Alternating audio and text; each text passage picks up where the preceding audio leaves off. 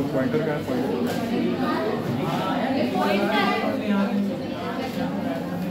Pen का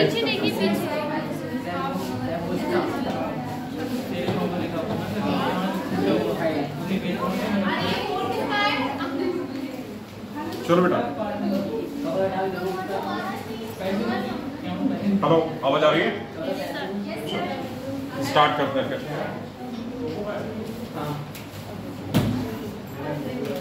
कल हम लोग पढ़ रहे थे पारितंत्र के बारे में, ठीक है? तो पारितंत्र के बारे में कुछ बेसिक चीजें देखनी थी, जैसे उसको किस कैटेगरी से डिफाइन करा जाएगा। तो पारितंत्र होता क्या बेटा? एक डायनामिक यूनिट है नेचर की, यानी कि प्रकृति की गतिशील इकाई होती है, ठीक है? इसके अलावा क्या कहता है? एक सेल्फ रेगुलेटरी और सेल्फ सस्टेनिंग यूनिट है, ठीक है? किसकी है? नेचर की। इसके अलावा इसमें जो घटक होते हैं कौन कौन से होंगे? बायोटिक और एबायोटिक घटक होंगे। फिर इसके बाद हमने देखा था इसमें कि टाइप्स ऑफ इकोसिस्टम, इकोसिस्टम के टाइप क्या क्या होगा। तो टाइप क्या क्या होंगे? एक तो आर्टिफिशियल और दूसरा नेचुरल। तो आर्टिफिशियल में क्या था? एक्वेरियम एंड क्रॉपलैंड, ठीक? और नेचुरल में क्या आएगा? नेचुरल में इकोसिस्टम में क्या क्या आएगा? Terrestrial, aquatic. टेरेस्ट्रियल में क्या क्या आएगा?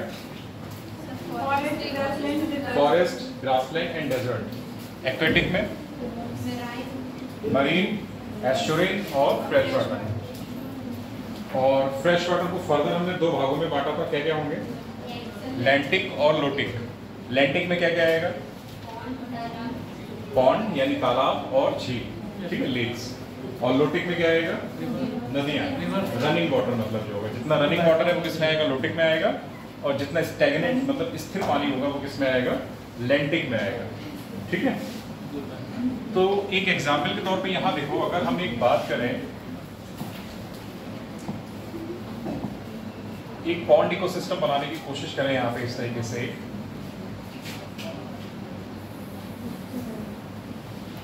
कुछ इस तरीके से इसको बनाया।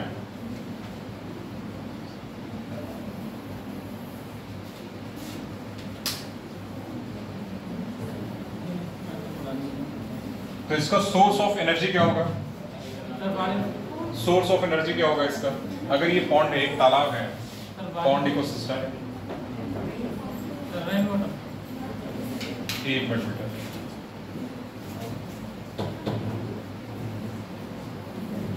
इसका सोर्स ऑफ एनर्जी क्या होगा? मतलब ऊर्जा का स्रोत क्या होगा इसका? सूर्य होगा, ठीक है?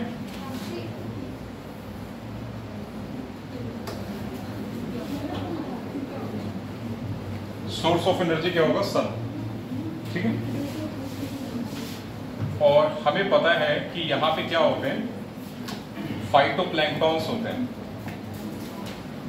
कुछ इस तरीके से छोटे छोटे सूक्ष्म पौधे होते हैं इसमें।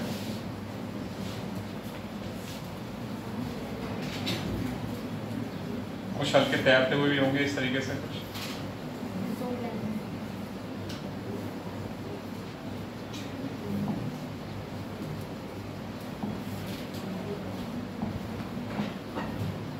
कुछ जीव होंगे यहाँ पे इस तरीके से।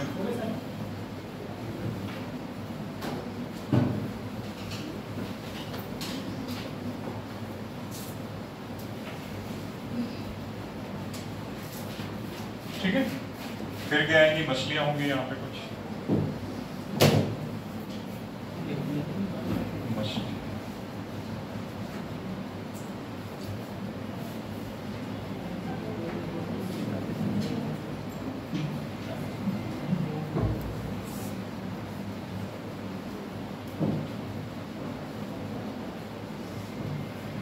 कुछ और बड़ी मछलियां होंगी यहाँ पे,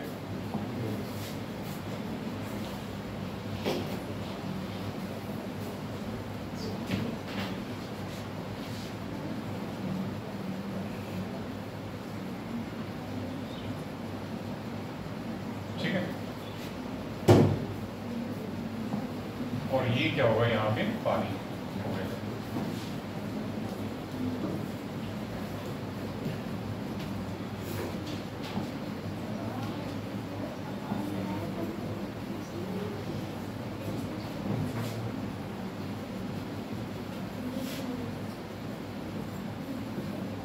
ठीक है? सन रेज आएंगी यहाँ से,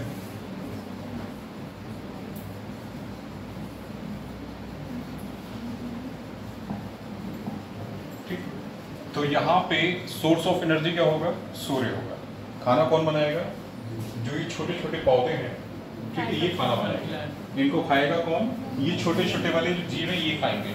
इनको क्या बोलेंगे? जूप्लैंक्टन या पादप प्राणी प्लवक बोलेंगे। प्राणी प्लवक को कौन खाएगा? छोटी मछलियां। और छोटी मछलियों को कौन खाएगा? बड़ी मछलियां। ठीक है, तो यहाँ जो है प्रोड्यूसर कौन होगा हमारा? उत्पादक।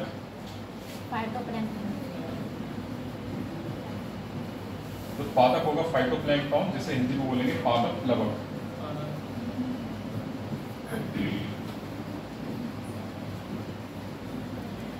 ठीक है बेटा, ये उत्पादक हो गया। और कंज्यूमर यानी उपभोक्ता कौन होगा? प्राथमिक उपभोक्ता की बात करें तो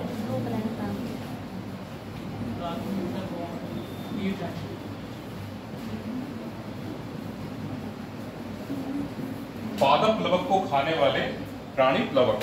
ठीक है, जूप्लैंक्टन बोलेंगे इसको, प्राणी प्लवक।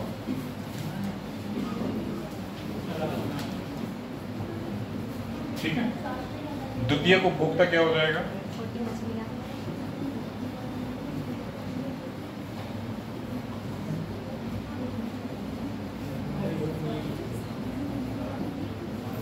छोटी मछली।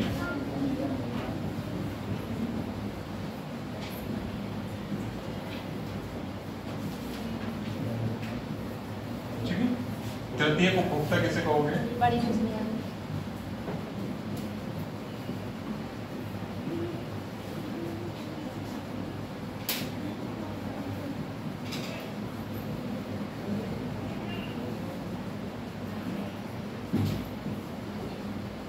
और ऊर्जा का स्रोत क्या हो जाएगा?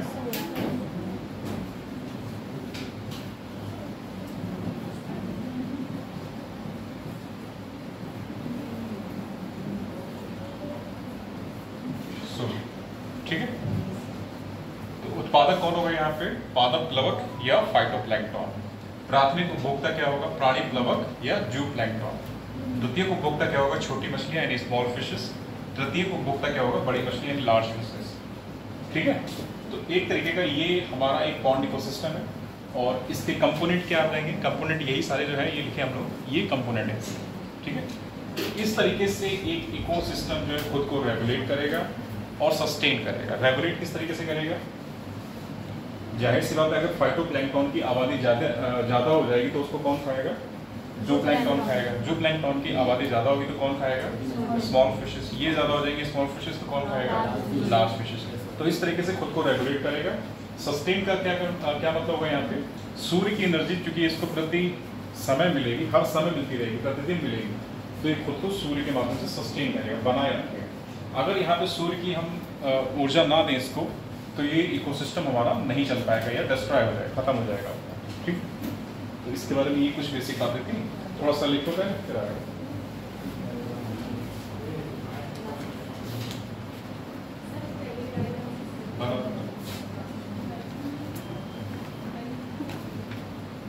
थोड़ा सा ठीक बनाना, मैंने कैसे बनाया उनको ठीक बनाना, मैंने नहीं है इसमें।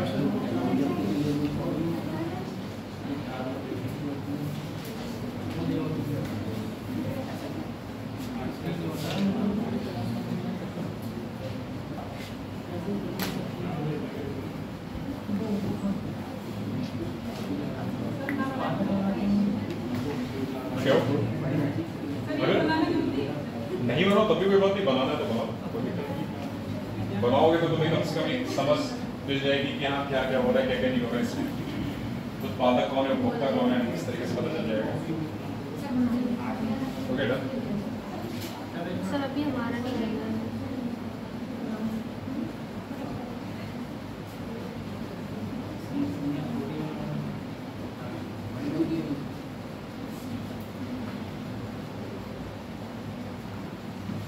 और इसी तरीके से अगर फॉरेस्ट इकोसिस्टम की बात करें तो वहाँ क्या होगा? सोर्स ऑफ एनर्जी वहाँ भी सन ही होगा, क्योंकि सभी इकोसिस्टम का सोर्स ऑफ एनर्जी होता है वो क्या होता है? सन यानी सूरज होता है। तो वहाँ पे उत्पादक क्या होंगे? हरे पौधे, यानी कि जो फॉरेस्ट है, पेड़ हैं, वो हरे पौधे क्या होंगे? उत्पादक होंगे वहाँ पे। और या घास भी कह सकते हो, जंगल में जो उगने वाली घास वो क्या होगी? उत्पादक होगी। घास को खाने वाले कौन होंगे? प्राथमिक उपभोक्ता। जैसे कौन कौन खाएगा उसे? हिरण हो गया, खरगोश हो गया, इस तरीके से जीव खाएंगे उसको। फिर हिरण को खाने वाले कौन आ जाएंगे? द्वितीय उपभोक्ता, ठीक है, जैसे शेर वगैरह हो गया, ठीक है। अब जैसे खरगोश को कौन खाएगा? लोमड़ी वगैरह खा सकती है। फिर शेर हिरण को खाएगा और लोमड़ी को खा सकता है, ठीक है। तो इस तरीके से ये चलता रहेगा।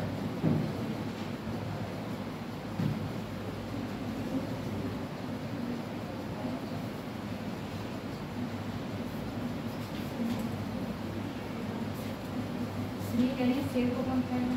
शेर नहीं कौन खाएगा? शेर को कोई खाएगा तो नहीं, पर शेर आपस में एक दूसरे से लड़ाई जरूर करते हैं, ठीक है। क्यों करते हैं? कॉम्पिटिशन के लिए, खाना दूसरे खाने से छीनने के लिए। मतलब अगर शेर से आपस में लड़ेंगे तो वही मतलब होगा बनाने का, कॉम्पिटिशन होगी। और कॉम्पिटिशन किस लिए हो रही है? फूड के लिए हो रही है, फूड के लिए हो रही है, स्पेस के लिए हो रही है और बैटिंग के लिए हो रही है। इन तीन चीज़ों के लिए कॉम्पिटिशन होता है। शेर जो है टॉप कंज्यूमर कहलाता है, सबसे टॉप कंज्यूमर जो होगा वो शेर है। बन गया बेटा? आगे चले, चलो लिखो फटाफट।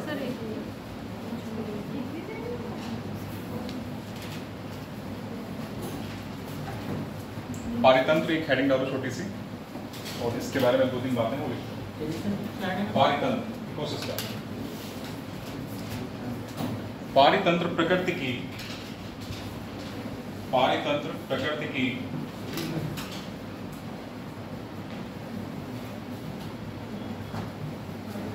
एक क्रियाशील इकाई है, एक क्रियाशील इकाई है जहां जीवधारी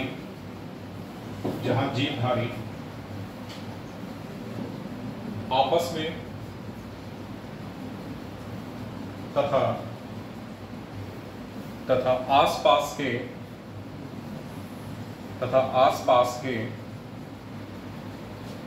भौतिक पर्यावरण के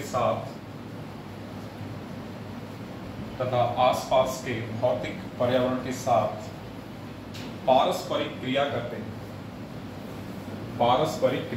करते हैं, ठीक है। भौतिक पर्यावरण के साथ पारस्परिक क्रिया करते हैं, फुल स्टॉप। पारितंत्र का आकार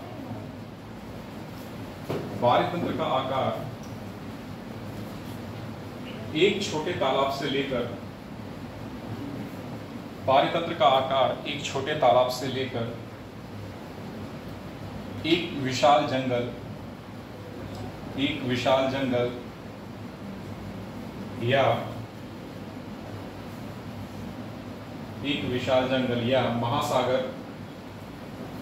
या महासागर तक हो सकता है,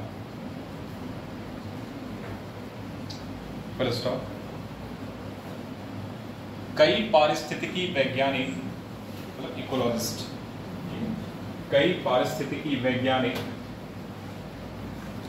संपूर्ण जीवमंडल को एक पारितंत्र के रूप में देखते हैं, संपूर्ण जीवमंडल को एक पारितंत्र के रूप में देखते हैं।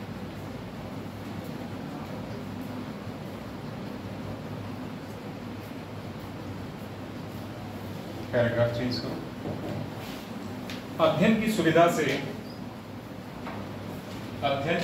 से पारितंत्र को 2 भागों में बांटा गया है,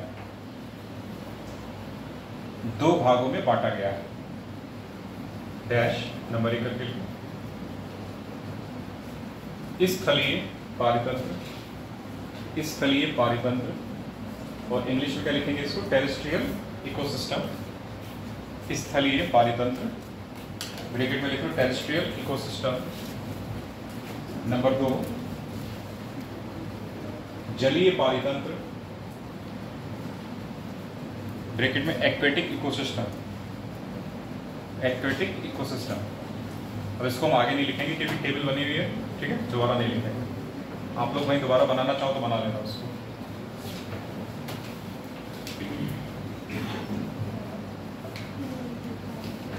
चलो यहाँ पे एक चीज देखो जरा,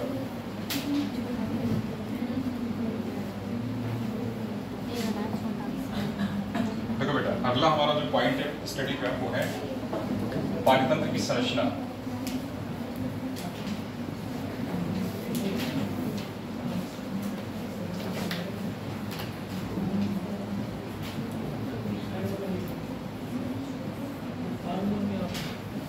यानी कि स्ट्रक्चर ऑफ इकोसिस्टम, ठीक है, स्ट्रक्चर ऑफ इकोसिस्टम। तो इसमें मुख्यतः दो घटक होंगे, मुख्यतः दो घटक।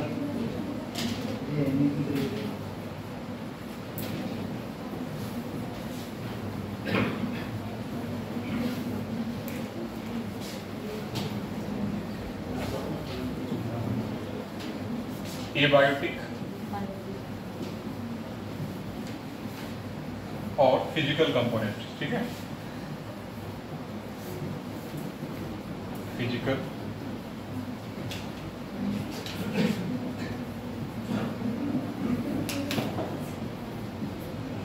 कंपोनेंट। अगला है यहाँ पे बायोटिक कंपोनेंट।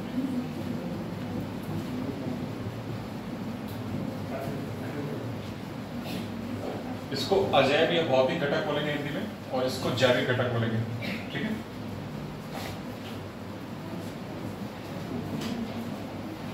इसको देखो जरा, सबसे पहले अगर यहां बात करें अजैव घटक की, तो क्या आएगा? Inorganic matter.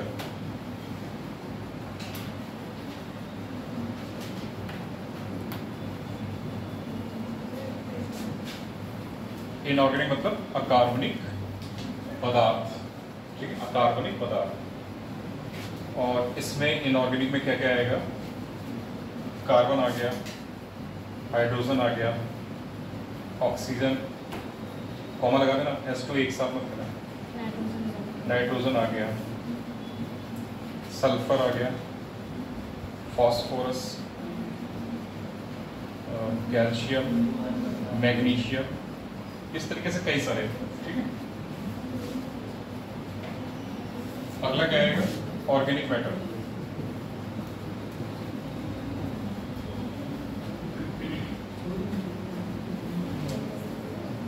ऑर्गेनिक मैटर मतलब कार्बनिक पदार्थ।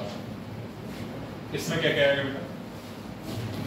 इसमें प्रोटीन आएंगी, लिपिड आएगा, लिपिड मतलब वसा या जिसको कहते हो फैट, और कार्बोहाइड्रेट,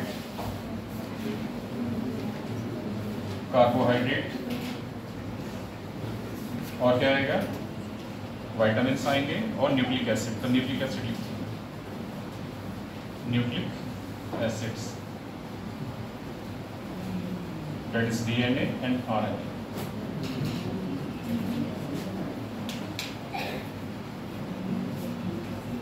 ठीक है, कार्बनिक, ठीक है। तो ये ऑर्गेनिक मैटर हो गया।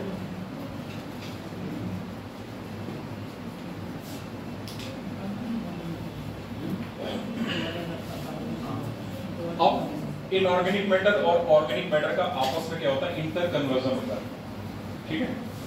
इनऑर्गेनिक मैटर और ऑर्गेनिक मैटर का क्या होगा? आपस में इंटर कन्वर्जन होता है। कैसे होता है? जरा यहाँ पे देखो, इसको यहाँ पे लिखना है। इनऑर्गेनिक मैटर यानी IM का इंटर कन्वर्जन होगा तो ऑर्गेनिक मैटर, यानी इनऑर्गेनिक मैटर किसमें बदलेगा? ऑर्गेनिक मैटर में, और ऑर्गेनिक मैटर किसमें बदलेगा? इनऑर्गेनिक मैटर में, ठीक है। इतना हो गया बेटा? पहले ये बताओ क्या क्या बता रहे? ये एबायोटिक में आएगा, सभी कुछ एबायोटिक में आएगा, ये सभी कुछ एबायोटिक में आएगा, ठीक है। IM का मतलब है इनऑर्गेनिक मैटर, OM का मतलब है ऑर्गेनिक मैटर, ठीक है। इसको यहाँ लिख लो IM, नहीं तो भूल जाओगे। और ये है OM, शॉर्ट फॉर्म में लिख दिया।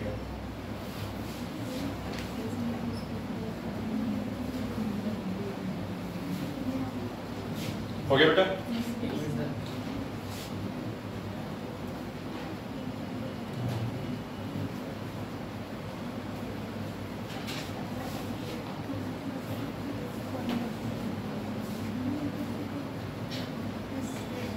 डन?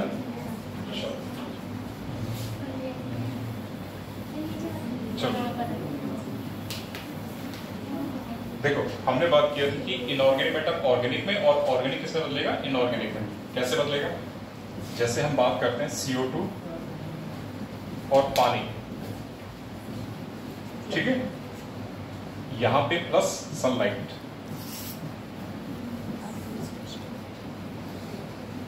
ठीक है, कौन इस्तेमाल करेगा? प्लांट्स। तो यहाँ पे इसका इस्तेमाल कौन करेगा? प्रोड्यूसर। ठीक, प्रोड्यूसर क्या है? हमारी उत्पादक। ठीक है, प्रोड्यूसर को कौन खाएगा? यहाँ पे कंज्यूमर। या हर्बीवोर पहले लिख दो यहाँ पे, हर्बीवोर। जो शाकाहारी है उनको क्या बोलते हैं? हर्बीवोर। शाकाहारियों को क्या बोलते हैं? हर्बीवोर। इसको बोलते हैं बेटा उत्पादक।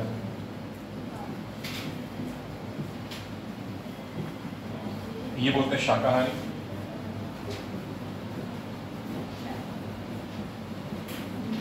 और इनको कौन खाएगा? कार्निवोर।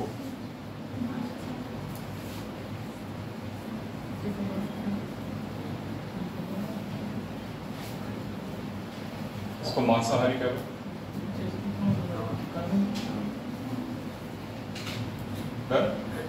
ठीक है, क्या चीज? CO2 कार्बनिक है?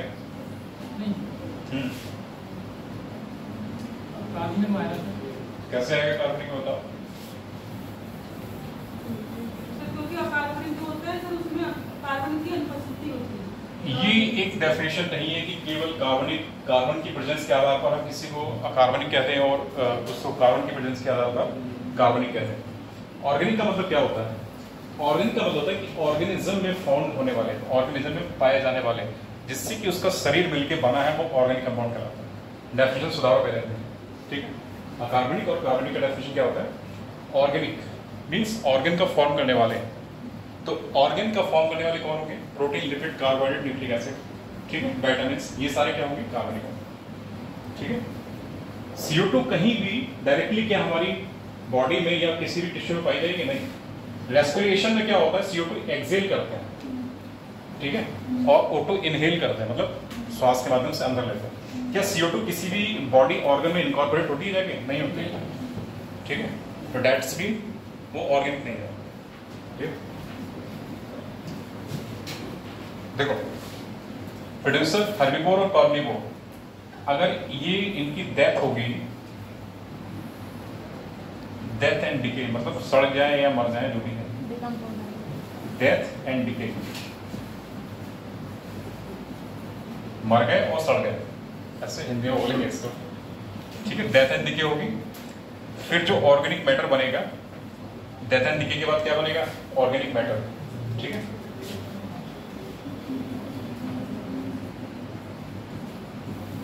ऑर्गेनिक मैटर, इसको कौन खाएगा? डिकम्पोजर्स, यानी अपघटक। इसको कौन खाएगा? डिकम्पोजर्स। डिकम्पोजर्स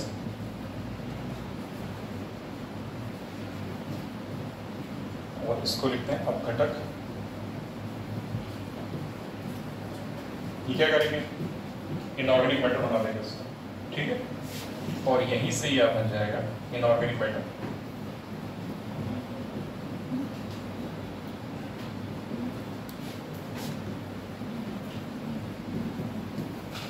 तो ये साइकिल चलती रहती है, मींस इनऑर्गेनिक मैटर का ऑर्गेनिक में और ऑर्गेनिक का इनऑर्गेनिक में कन्वर्जन होता है।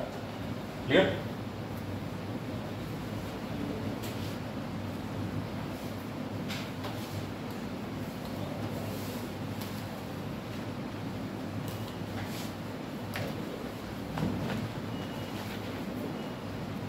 बाकी एबायोटिक फैक्टर हम यहाँ पे नहीं लिखेंगे, जैसे लाइट टेम्परेचर वो चीजें हम पढ़ चुके हैं, तो यहाँ भी नहीं लिखना है। बस याद रखना है कि लाइट टेम्परेचर, सॉइल, ये सारे के सारे क्या हैं? Abiotic factor.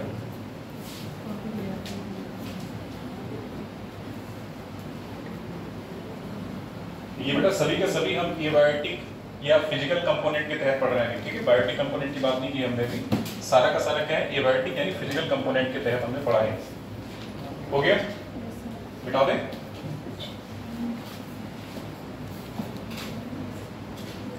बात करते हैं बायोटिक कंपोनेंट की।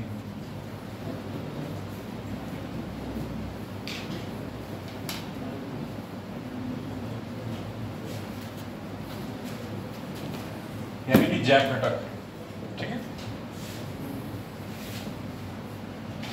इसमें क्या क्या आएगा?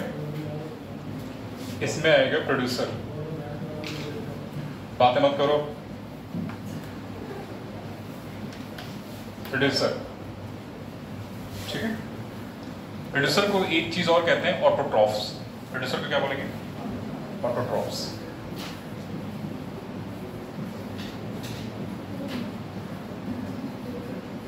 और एक नाम और है, एक नाम और है जो पूछा जाता है अक्सर, ट्रांसड्यूसर्स। ट्रांसड्यूसर्स,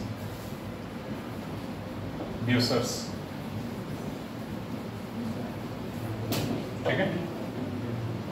ये नाम अक्सर पूछा जाता है एग्जाम में, ट्रांसड्यूसर्स क्या होते हैं। तो ट्रांसड्यूसर को प्रोड्यूसर भी बोलते हैं और ऑटोट्रॉफ भी बोलते हैं। देखो बेटा, ऑटो का मतलब होता है सेल्फ। ऑटो का क्या मतलब होता है? सेल्फ, यानी कि स्वयं। और ट्रॉफ का मतलब होता है फूड, ठीक है। स्वयं खाना बनाने वाले, स्वपोषी, हिंदी में बोलते हैं स्वपोषी, और इसको हिंदी में लिखेंगे हम लोग स्वपोषी।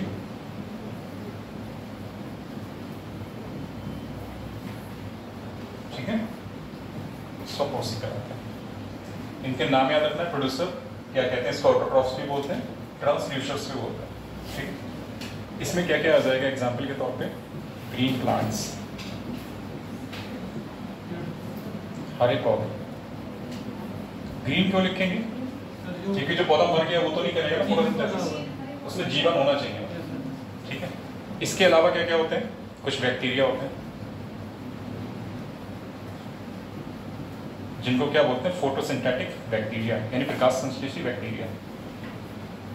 फोटो सिंथेटिक, फोटो मत लिखो, कीमोसिंथेटिक लिखो।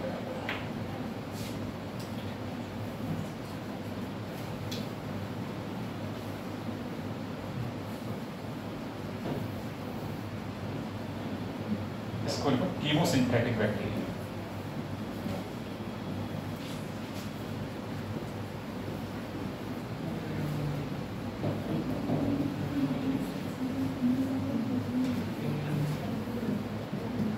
कीमोसिंथेटिक बैक्टीरिया, ठीक है। डाइटम्स, ये एक प्रकार की एल्गी है,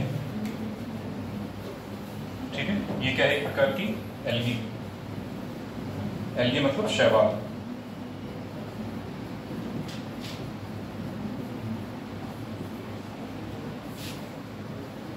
blue green algae, blue green algae.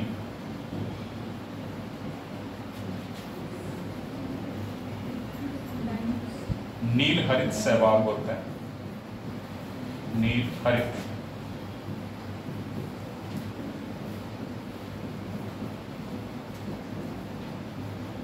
शैवाल, ठीक है बेटा। तो ये सारे के सारे क्या कहलाएंगे? प्रोड्यूसर कहलाएंगे, ठीक। इसमें फोटोसिंथेसिस होगी, इसमें फोटोसिंथेसिस इस्तेमाल करेंगे, इसमें भी फोटोसिंथेसिस का टर्म इस्तेमाल करेंगे, लेकिन यहाँ कीमोसिंथेटिक इस्तेमाल करेंगे बैक्टीरिया के संदर्भ में। क्यों करेंगे? क्योंकि हाइड्रोजन सल्फाइड या कुछ ऐसे और अकार्बनिक पदार्थ हैं जिनके द्वारा क्या करता है? ये खाना बनाता है। क्यों बनाता है? क्योंकि वहाँ पे जब ये जहाँ पानी में रहते हैं, गहरे पानी में, वहाँ पे सूर्य का प्रकाश नहीं पहुँचता है और केमिकल्स होते हैं जिसके माध्यम से अपना खाना बनाता है। इसीलिए चूंकि कीमो मीन्स केमिकल, ठीक है, सिंथेटिक मीन्स बनाना, तो केमिकल के माध्यम से अपना खाना बनाता है, इसीलिए क्या बोलेंगे इसको? कीमोसिंथेटिक बैक्टीरिया, ठीक है। इसलिए ब्रैकेट में लिखते हैं कीमोसिंथेटिक बैक्टीरिया।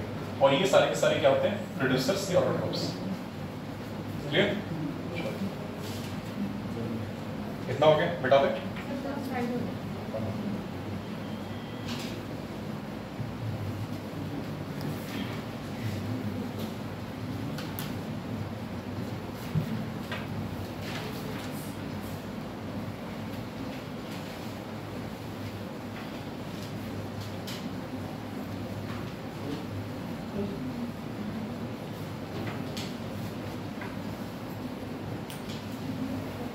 क्या बात है? कुछ कहना चाह रहे हो? नहीं सर। हाँ, नहीं। चलो आगे देखते हैं।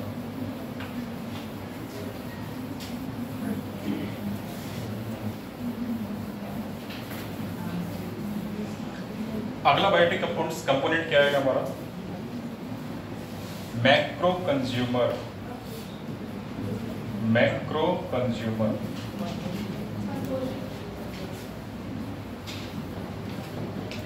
ठीक है, इन्हीं को बोलते हैं एक तरीके से हेटरोट्रॉप्स भी कह सकते हैं। ये क्या होते हैं? हेटरोट्रॉप्स।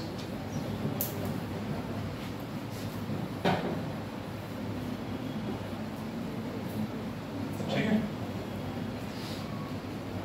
इन्हीं को बोलते हैं फैगोट्रॉप्स।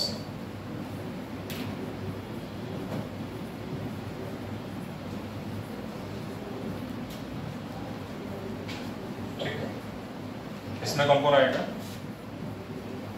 एनिमल्स, बड़े जानवर, मतलब मैक्रो का मतलब होता है बड़े, तो बड़े जानवर आ गए इसमें सारे। और चूंकि हम लोग भी जानवर ही होते हैं तो ह्यूमंस, हम लोग भी जानवर ही होते हैं। ठीक है, क्योंकि we are belong to animal kingdom, that's why we are animals. तो एनिमल्स, ह्यूमंस और एक्सेट्रा की जरूरत ही नहीं। ठीक है, इसमें क्या होता है बेटा? हेटरोट्रॉप्स में यहाँ पे जो डाइजेशन होगा, एक पॉइंट यहाँ पे लिखो, डाइजेशन। डाइजेशन कहाँ होता है? बॉडी के भीतर, इनसाइड द बॉडी। डाइजेशन कहाँ होता है? Takes place inside the body, शरीर के अंदर।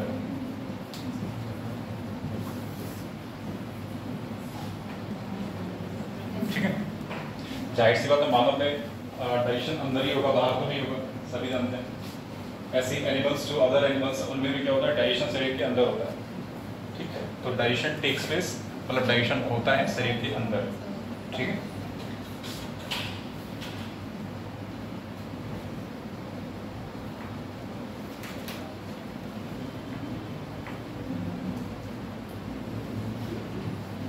अच्छा एक चीज यहाँ पे थोड़ा सा चेंज कर लो, हेटरोट्रॉफ यहाँ पे मत लिखो, माइक्रो कंज्यूमर लिखेंगे, उसमें हेटरोट्रॉफ कर देना।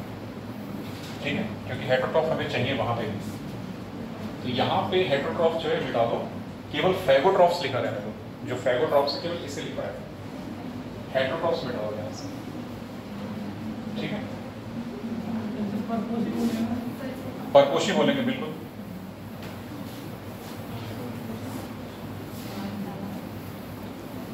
अगला आएगा यहाँ पे माइक्रो कंज्यूमर्स।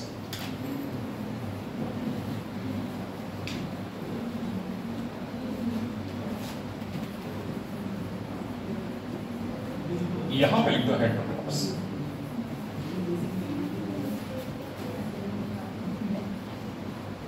हेटरोट्रॉप्स।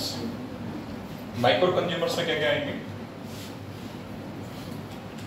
बैक्टीरिया,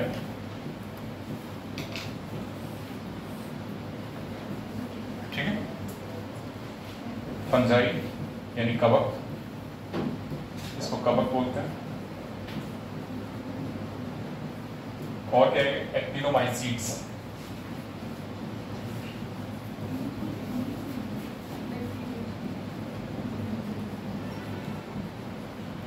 और यहां पे डाइजेशन क्या होता है? Outside the body.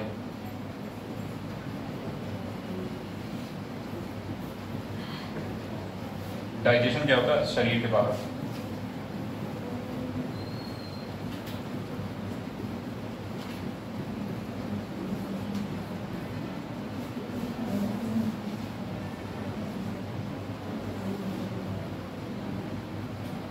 हो गया? बस।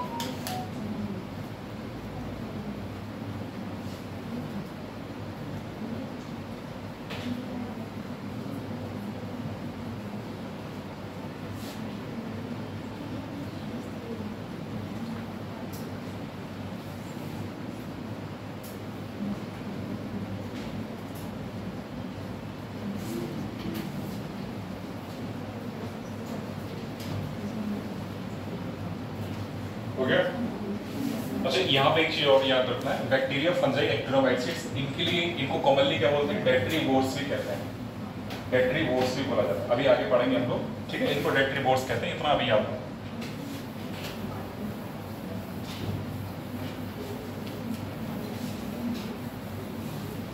तो ये था स्ट्रक्चरल एस्पेक्ट्स ऑफ इकोसिस्टम, मतलब कि पारितंत्र की संरचना से संबंधित जो हमने तथ्य देखे वो ये थे। अब क्या देखेंगे, फंक्शनल, यानी कि इकोसिस्टम की फंक्शनल जो एस्पेक्ट है उनके बारे में बात करेंगे। तो फंक्शनल एस्पेक्ट्स ऑफ इकोसिस्टम,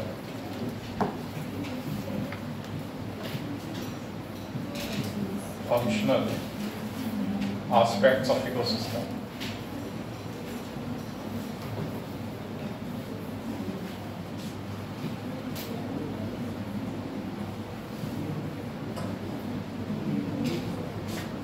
मतलब इकोसिस्टम कैसे कार्य करता है, मतलब पारितंत्र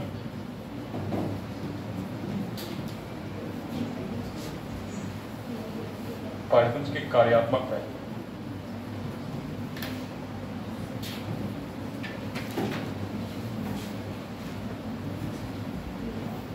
ठीक है, देखो यहाँ एक बात याद रखने वाली है कि जो पारितंत्र के जितने भी घटक हैं वो सब मिलकर एक क्या बनाते हैं, एक यूनिट का निर्माण करते हैं। क्या बनाएंगे, जैसे अगर हम बात करें एबायोटिक और बायोटिक फैक्टर की, ये सारे के सारे मिलकर क्या बनाएंगे, एक यूनिट बनाएंगे। और एक यूनिट बनाएंगे जो कि एक काम करेगी, किस प्रकार से करेगी, विभिन्न प्रक्रियाओं के माध्यम से कार्य करेगी। ठीक, यानी कि पारितंत्र के एबायोटिक और बायोटिक घटक मिलकर आपस में एक यूनिट बनाते हैं और ये यूनिट एक प्रकार का कार्य करती है कुछ प्रक्रियाओं के माध्यम से, जिसे क्या कहेंगे, इसके फंक्शनल एस्पेक्ट ऑफ इकोसिस्टम, यानी कि कार्यात्मक पहलू इसको कहेंगे। ठीक है, तो यहाँ देखो कि अजैव और जैव घटक मिलकर क्या करते हैं, और जैव घटक मिलकर एक इकाई का कार्य करते हैं।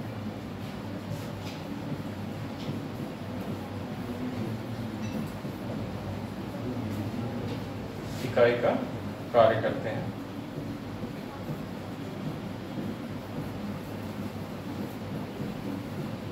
ठीक है, जो कि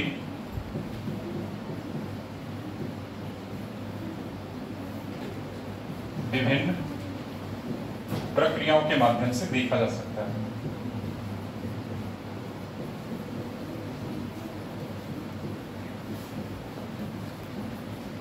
जो कि विभिन्न प्रक्रियाओं के माध्यम से देखा जा सकता है।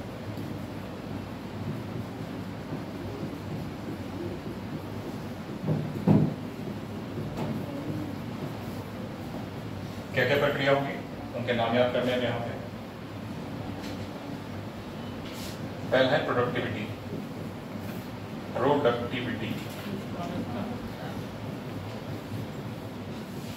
इसको हिंदी में बोलेंगे उत्पादकता।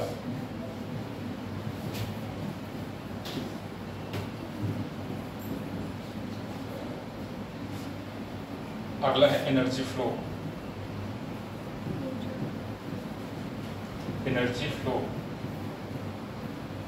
ब्रैकेट में लिखो बेटा, ऊर्जा का स्थानांतरण। एनर्जी फ्लो, इसके आगे हिंदी में लिखो ऊर्जा का स्थानांतरण, ऊर्जा का स्थानांतरण।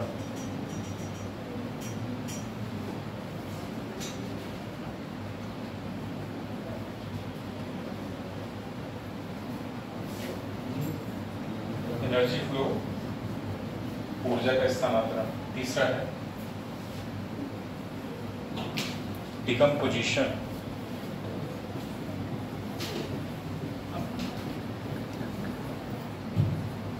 ब्रैकेट में अपघटन। डिकम्पोजिशन ब्रैकेट में अपघटन।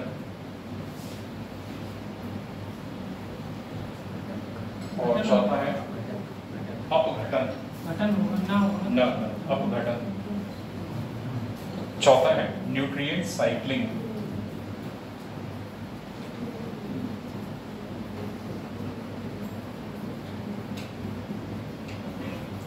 पोषक चक्रण, इसको हिंदी में बोलेंगे पोषक चक्रण। न्यूट्रिएंट साइक्लिंग, पोषक चक्रण।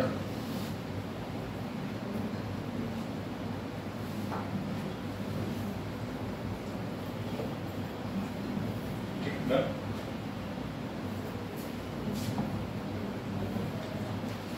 देखो सबसे पहले बात करते हैं उत्पादकता यानी प्रोडक्टिविटी।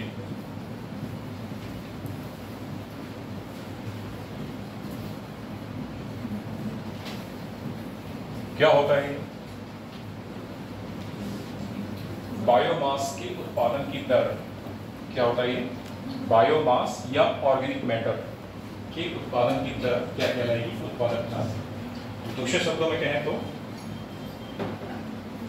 एक इकाई समय में प्रकाश संश्लेषण के द्वारा जितना भी पौधों के द्वारा जितना भी बायोमास इकट्ठा किया गया उसको क्या बोलेंगे?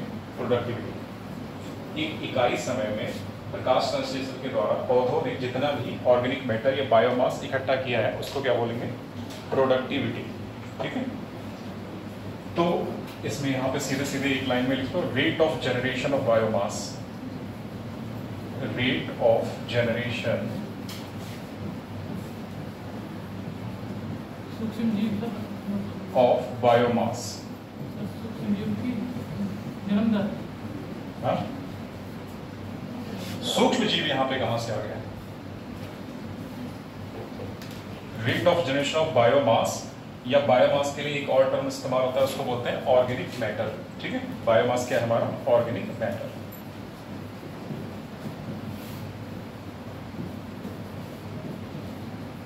ठीक है, यानी कि बायोमास के उत्पादन की दर को क्या बोलेंगे? प्रोडक्टिविटी। तो जिसको हिंदी में लिख लेना है वो लिख लो जरा। बायोमास या ऑर्गेनिक मैटर के, बायोमास या ऑर्गेनिक मैटर के उत्पादन की दर, उत्पादन की दर को उत्पादकता कहलाती है। उत्पादकता कहलाती है। Full stop. अगली लाइन से लिखो।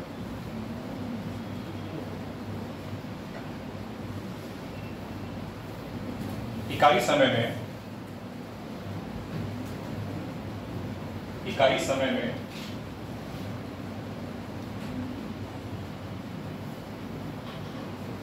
प्रकाश संश्लेषण द्वारा, इकाई समय में प्रकाश संश्लेषण द्वारा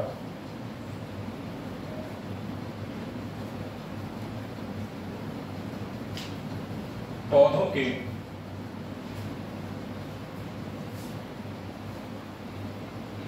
बायोमास यानी जैव भार, बायोमास को हिंदी बोलते हैं जैव भार, बायोमास या ऑर्गेनिक मैटर या ऑर्गेनिक मैटर के उत्पादन को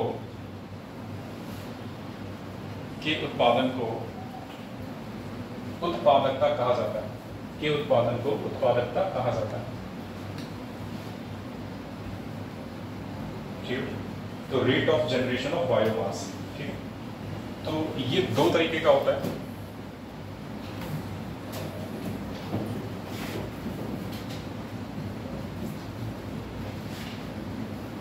प्राइमरी प्रोडक्टिविटी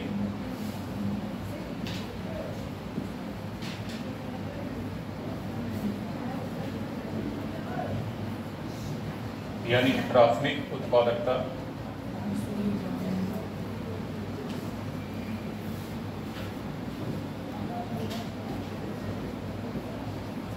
और दूसरा है सेकेंडरी प्रोडक्टिविटी।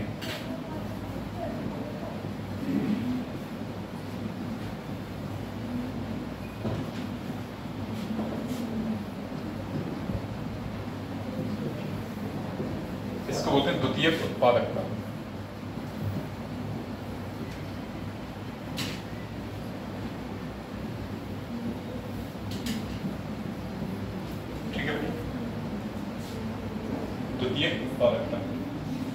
उत्पादकता दो तरह की होगी, प्राइमरी प्रोडक्टिविटी और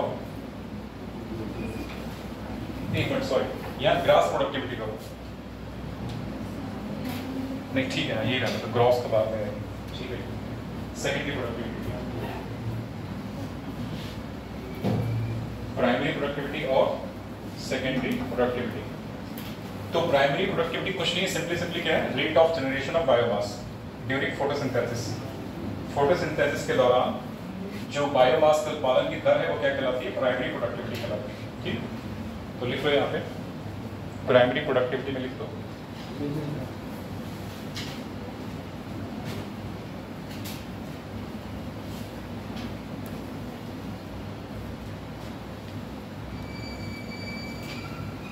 रेट इंग्लिश में लिखा था, कोई दिक्कत तो नहीं, पढ़ लोगे थोड़ा बहुत, किसी को दिक्कत तो नहीं होगी। चलो, rate at which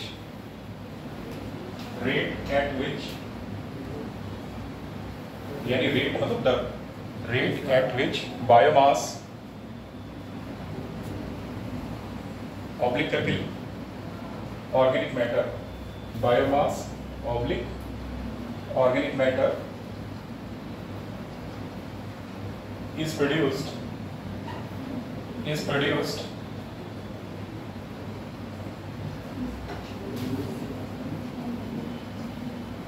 per unit surface,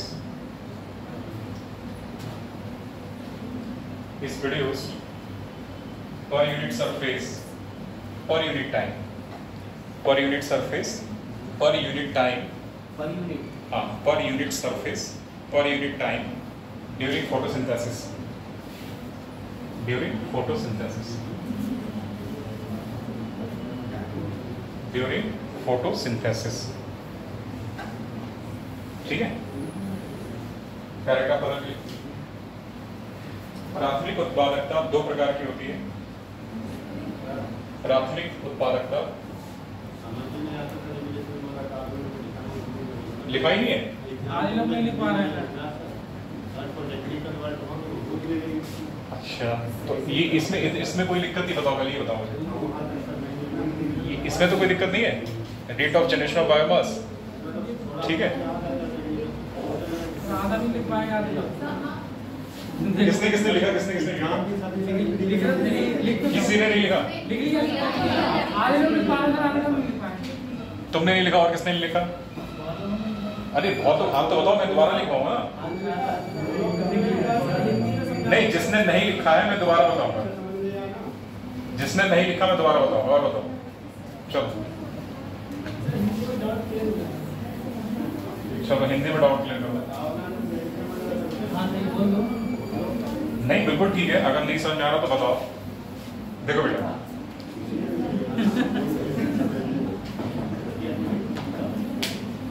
ये क्या पत्ती है, ठीक है, एक पत्ती है।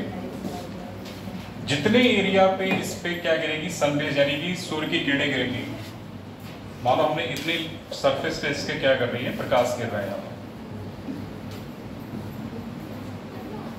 ठीक है। पत्ती के इतने एरिया पे क्या गिर रहा है, प्रकाश की किरणें गिर रही हैं, ठीक। तो ये क्या हो गया, एक एरिया ही तो हुआ, तो क्या हो गया, एक इकाई क्षेत्रफल हो गया।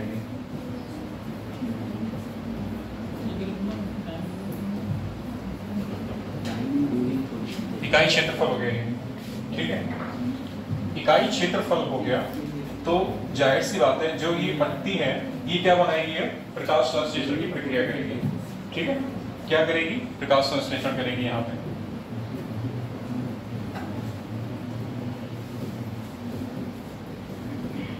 प्रकाश संश्लेषण करेगी, प्रकाश संश्लेषण करेगी, लेकिन एक निश्चित समय में करेगी, यानी कि इकाई समय में,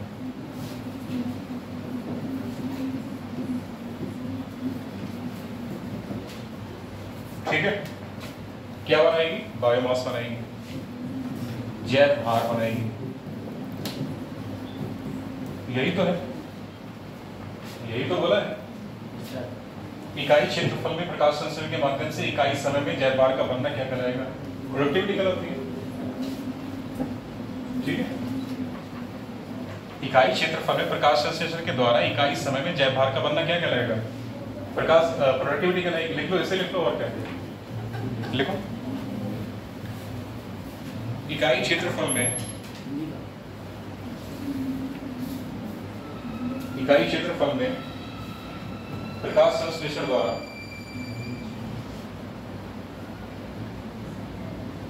इकाई क्षेत्रफल में प्रकाश संश्लेषण द्वारा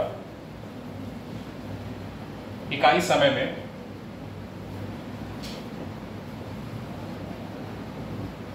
पौधों के बनने वाले जैव भार को, पौधों के बनने वाले जैव भार को, पौधों के बनने वाले जैव भार को उत्पादकता कहते हैं, उत्पादकता कहते हैं।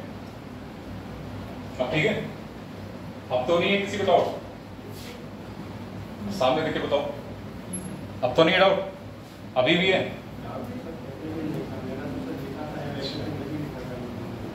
नहीं, जिसको डाउट है तुरंत पूछा करो। मैं फिर कहूँगा, जिसको जहां पे डाउट है तुरंत पूछो, मुझे रोक के तुरंत पूछो ना कि मुझे ये चीज समझ में नहीं आ रही है सर, तो मुझे बताइए, तो मैं उसको जरूर बताने की कोशिश करूंगा ना। जैसे होगा, जितने अच्छे से होगा समझाने की कोशिश की जाएगी।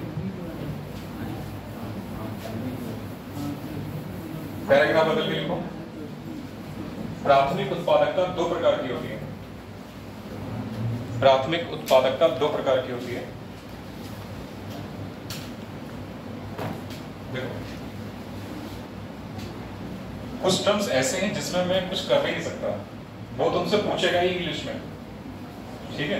शॉर्ट फॉर्म लिख देगा जीपीपी, क्या होगा बताओ? जब उसको पढ़े ही नहीं होगे तो क्या बता पाओगे आप कि जीपीपी क्या होता है? लिख देगा एनपीपी, बताओ एनपीपी क्या होता है, ठीक है ना? तो कम से कम इतनी इंग्लिश जरूर जानो कि वहां पे कोई चीज तुम्हारा जो है छूटे ना, ठीक? जरूर अगर मान लो मैंने कोई चीज इंग्लिश में लिखा दी तो पेपर बाइलिंगुअल आता है, हिंदी इंग्लिश दोनों में आता है। हिंदी में दिक्कत हो रही तो इंग्लिश में देखो, इंग्लिश में दिक्कत हो रही तो उसको हिंदी में देखो, ठीक है? ऐसे ही होता है। तो दो प्रकार की होगी प्राइमरी, बेटा ये प्राइमरी प्रोडक्टिविटी की बात करेंगे।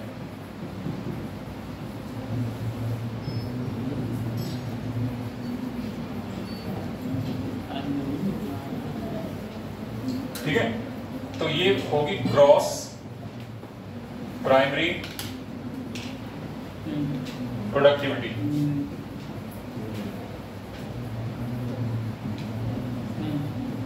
इसी को बोलते हैं जीपीपी।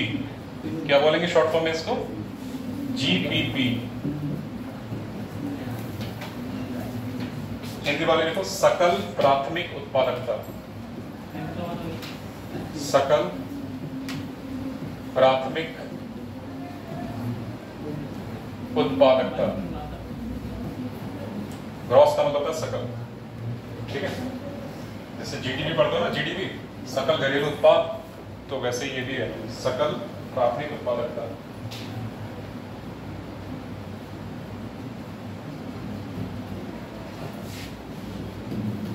अगला है नेट प्राइमरी प्रोडक्टिविटी।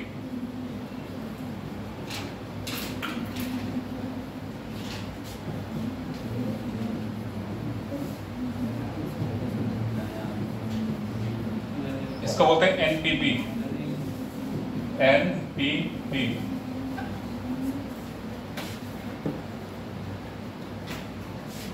नेट को हिंदी में देखने लगे, क्या कहते हैं? नेट प्राथमिक उत्पादकता लिखते हैं। नेट प्राथमिक उत्पादकता।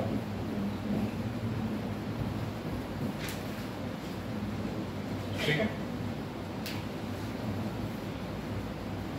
जरा जीपीपी के बारे में लिखो।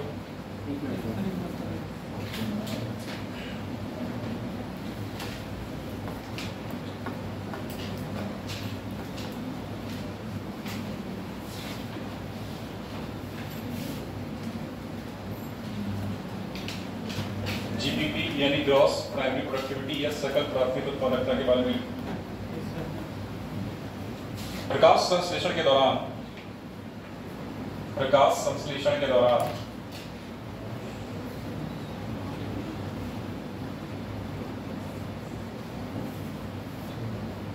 पौधों के जैव भार के उत्पादन की दर, प्रकाश संश्लेषण के दौरान पौधों के जैव भार के उत्पादन की दर सकल प्राथमिक उत्पादकता कहलाती है। सकल प्राथमिक उत्पादकता कहलाती है।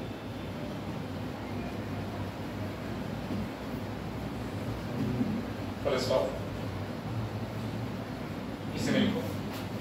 इस जीपीपी का कुछ भाग, इस जीपीपी यानी ग्रॉस प्राइमरी प्रोडक्टिविटी का कुछ भाग पौधे श्वसन में इस्तेमाल करते हैं।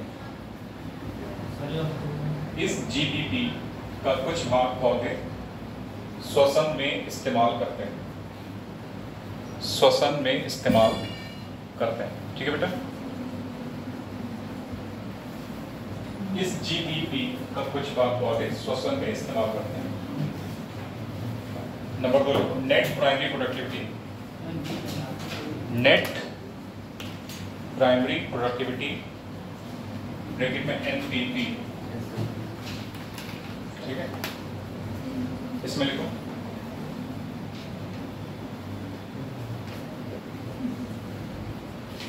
सकल प्राथमिक उत्पादकता में से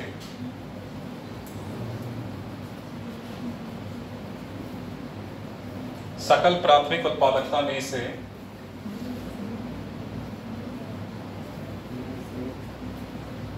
श्वसन के द्वारा या श्वसन की दर, सकल प्राथमिक उत्पादकता में से श्वसन की दर को घटा देने से, श्वसन की दर को घटा देने से नेट प्राइमरी प्रोडक्टिविटी या NPP, net primary productivity bracket में एनपीपी प्राप्त होती है, एनपीपी प्राप्त होती है। ठीक है, देखो इसका फॉर्मूला क्या लिखोगे, जीपीपी माइनस आर बराबर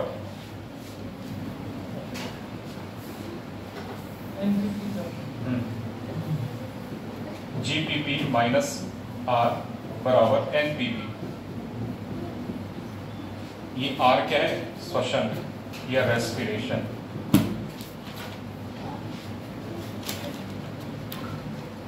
ठीक है,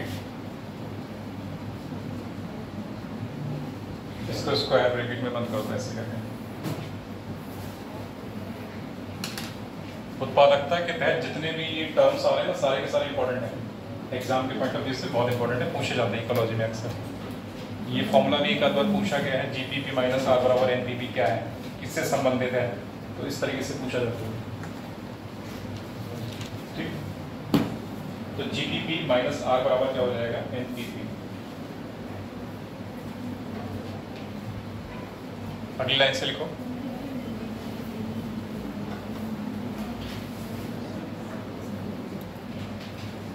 एनपीपी ही, एनपीपी यानी नेट प्राइमरी प्रोडक्टिविटी ही शाकाहारियों कम मांसाहारियों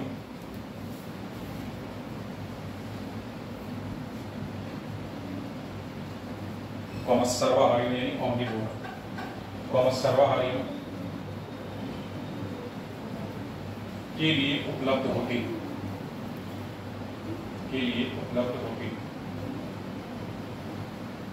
एनपीपी ही शाकाहारियों कौमा मांसाहारियों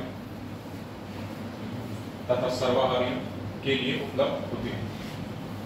अगर एग्जाम में पूछा जाएगा कि निम्न में से कौन सी उत्पादकता कंज्यूमर यानी उपभोक्ताओं के लिए उपलब्ध होती है, तो ऑप्शन में क्या आएगा, एनपीपी। ठीक है, तो ये एनपीपी याद रखना है, जो कि हम सबके लिए इस्तेमाल होती है, उपलब्ध होती है। हम ही लोग जो है इस्तेमाल करते हैं एनपीपी। जीपीपी क्यों नहीं इस्तेमाल करते, कोई बताएगा? जीपीपी क्यों नहीं इस्तेमाल करते हम लोग, या कोई भी एनिमल जीपीपी इस्तेमाल क्यों नहीं करता?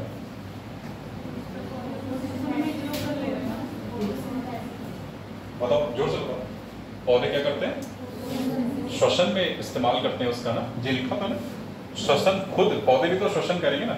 जब पौधे श्वसन करेंगे तो वहां से आर घट जाएगा, तो आर घटेगा तो एनपीपी मिलेगा, तो जो हम इस्तेमाल करेंगे वो क्या होगा, एनपीपी। इसीलिए जीपीपी हम लोग कभी भी इस्तेमाल नहीं कर सकते। ठीक है, वजह क्योंकि पौधे खुद के श्वसन के लिए कुछ ऊर्जा इस्तेमाल करेंगे, ठीक है, जो कि आर के रूप में निकल जाएगी, जो बचेगी वो क्या कहलाएगी, एनपीपी बचेगी। ठीक है, तो ये ऐसे बात।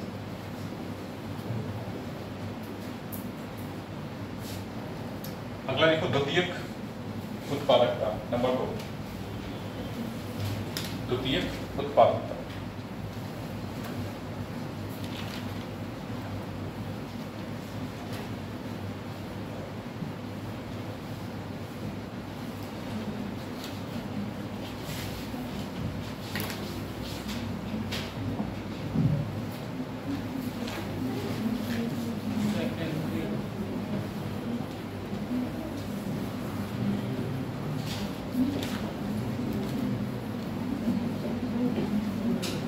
सेकेंडरी प्रोडक्टिविटी या द्वितीयक उत्पादकता। ठीक है, ये क्या होता है? ये न्यू ऑर्गेनिक मैटर होता है, न्यू ऑर्गेनिक मैटर।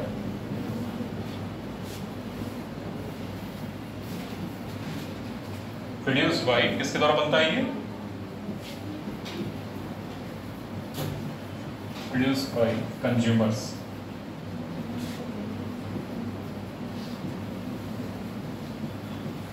ठीक है बेटा, ये एक लाइन में इसको इस तरीके से लिख दोगे।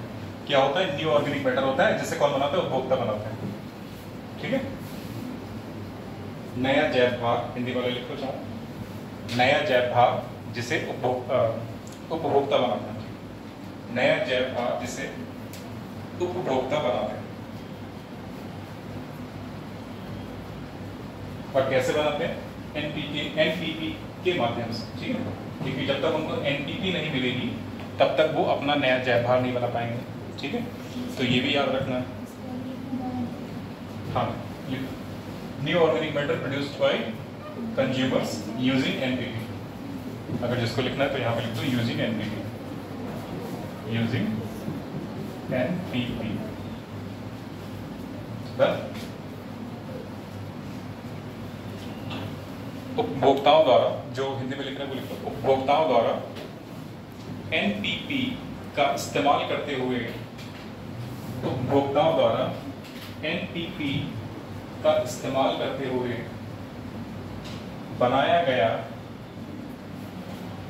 गया नया जैव भार, बनाया गया नया जैव भार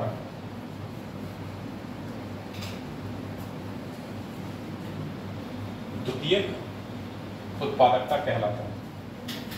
द्वितीयक उत्पादकता कहलाता है। ठीक है,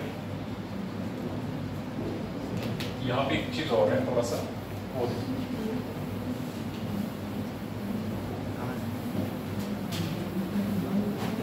ठीक है, यहाँ पे एक चीज है कि उत्पादकता निर्भर किन किन पे करेगी? उत्पादकता निर्भर किस किस पे करती है, ये बात थोड़ा यहाँ पे देखना है। जो हमारी प्रोडक्टिविटी है,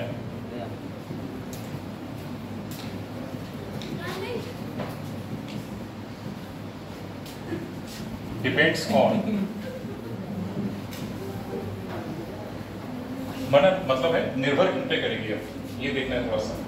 तो पौधों की प्रजातियों पे नंबर 1,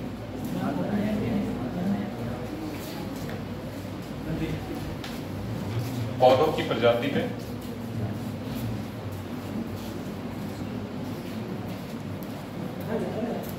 नंबर 2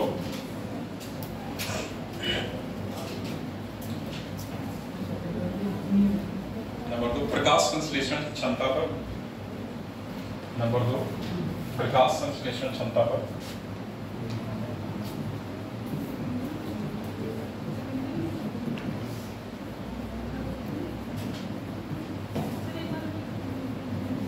लिख दिया बेटा, प्रकाश संश्लेषण क्षमता पर। नंबर 3 भूमि में पोषक तत्वों की उत्पादकता, भूमि में पोषक तत्वों की उपलब्धता, पोषक तत्वों की उपलब्धता।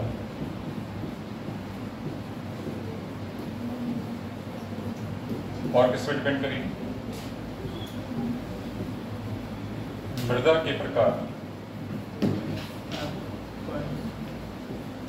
और इसके आगे कॉमा लगा के ETC लिख दो, और भी कई सारे इन्वेंटर फैक्टर जिन पे डिपेंड है।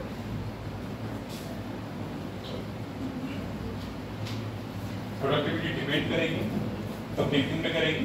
पौधों की प्रजातियों पर, प्रकाश संश्लेषण क्षमता पर, भूमि में पोषक तत्वों की उपलब्धता और मृदा के प्रकार, इन पे डिपेंड करेगी। ठीक है,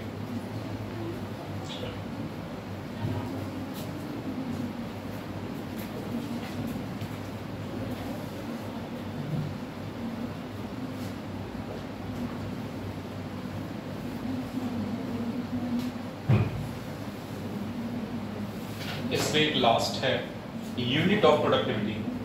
यूनिट ऑफ प्रोडक्टिविटी थे, हालांकि हम लोग कर चुके हैं लेकिन फिर भी देखें। बिठा दें।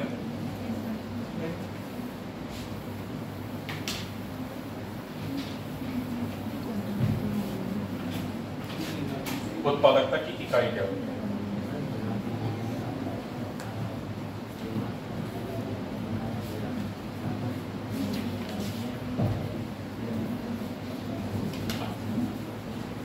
उत्पादकता की इकाई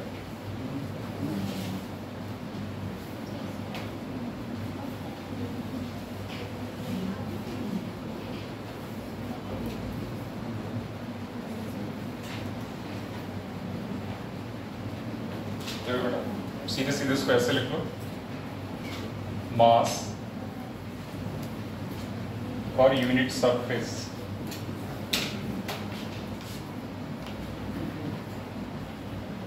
वही जो हम लोगों ने वहां पे भी हिंदी में लिखा था कुछ देर पहले, per unit surface per unit time, per unit time, ये इसकी इकाई होती है।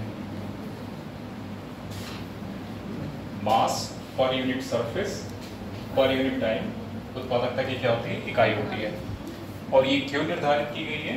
ताकि हम विभिन्न प्रकार के पारितंत्रों को आपस में कंपेयर कर सकें।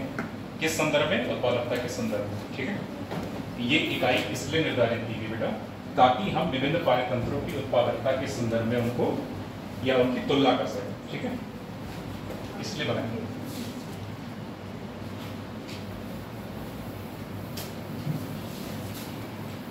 फॉर एग्जाम्पल ग्राम, ठीक है, पर स्क्वायर मीटर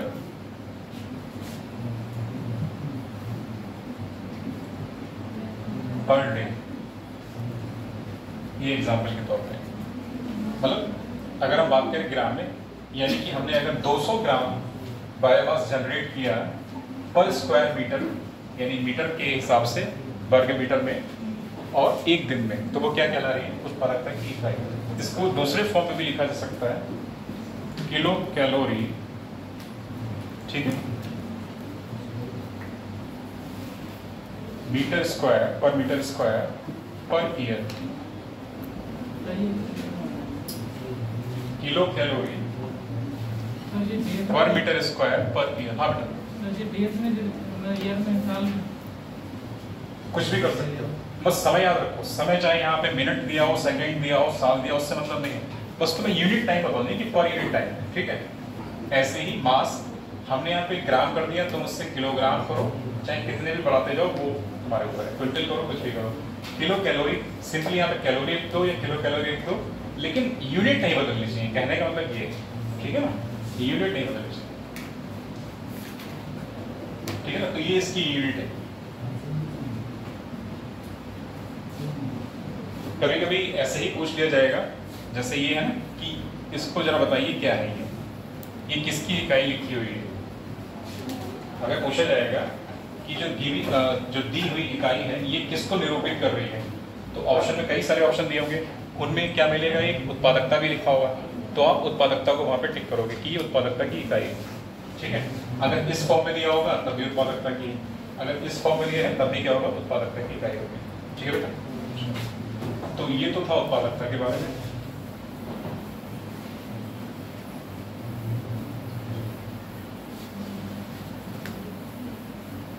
जो अगला फंक्शनल एस्पेक्ट है इकोसिस्टम का वो है एनर्जी फ्लो।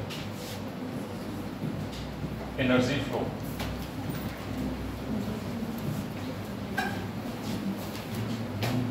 ऊर्जा का स्थानांतरण, ऊर्जा का स्थानांतरण। तुम्हारे को ऊर्जा का स्थानांतरण,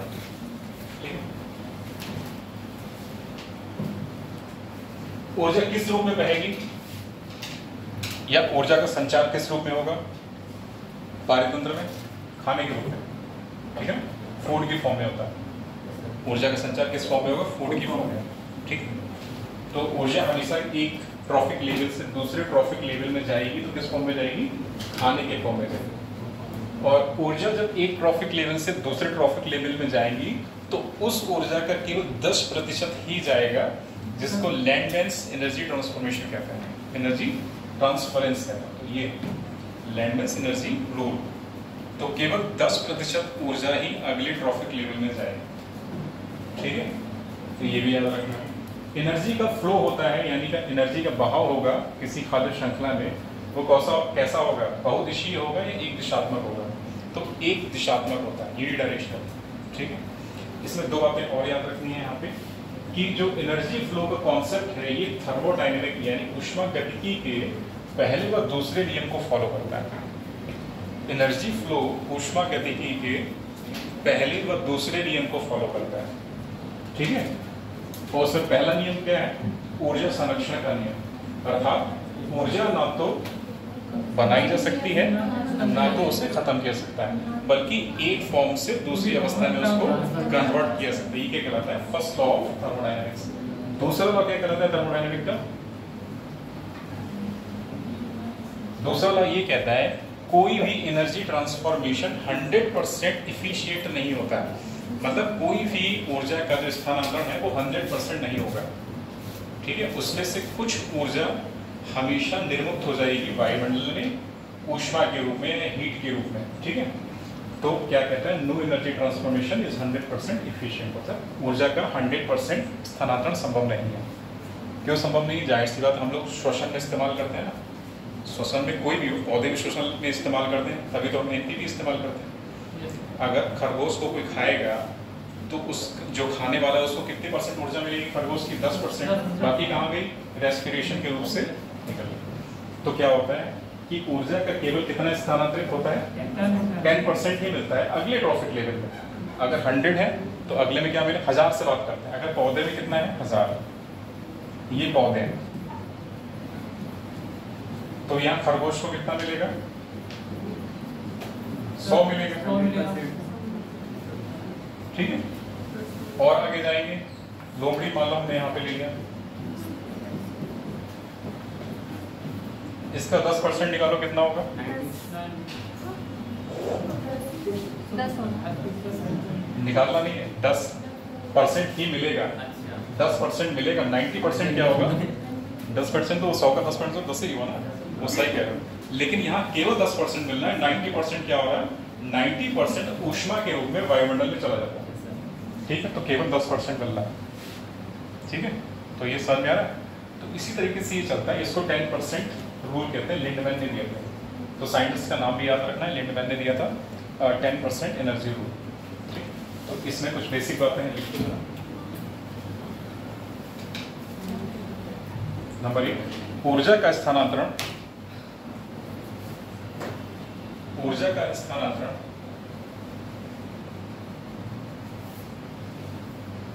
विभिन्न खाद्य स्तरों में, ऊर्जा का स्थानांतरण विभिन्न खाद्य स्तरों में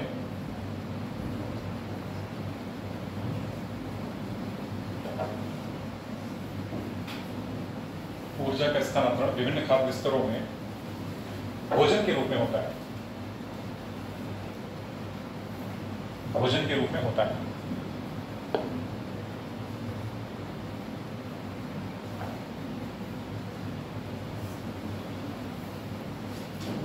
इसको नंबर 2,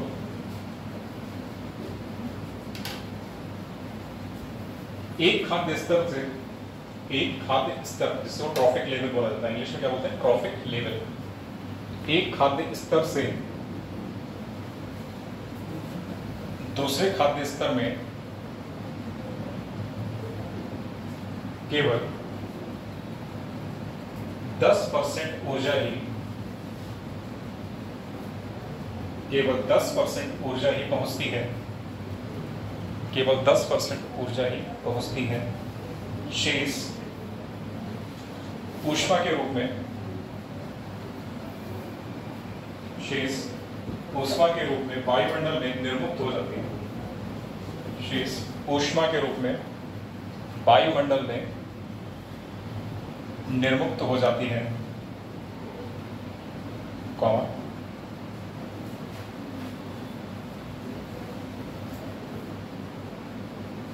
इसे लिंडमैन का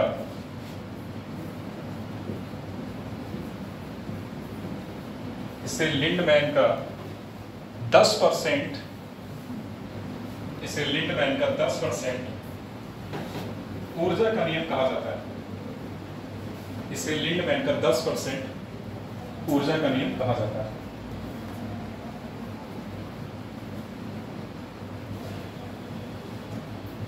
अगला पॉइंट, ऊर्जा का प्रवाह हमेशा एक दिशात्मक होता है।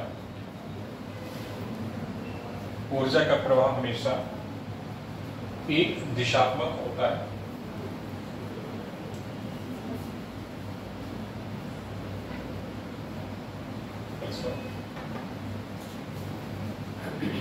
ऊर्जा का प्रवाह, ऊर्जा का प्रवाह ऊष्मागतिकी मतलब थर्मोडायनेमिक्स। ऊर्जा का प्रवाह ऊष्मागतिकी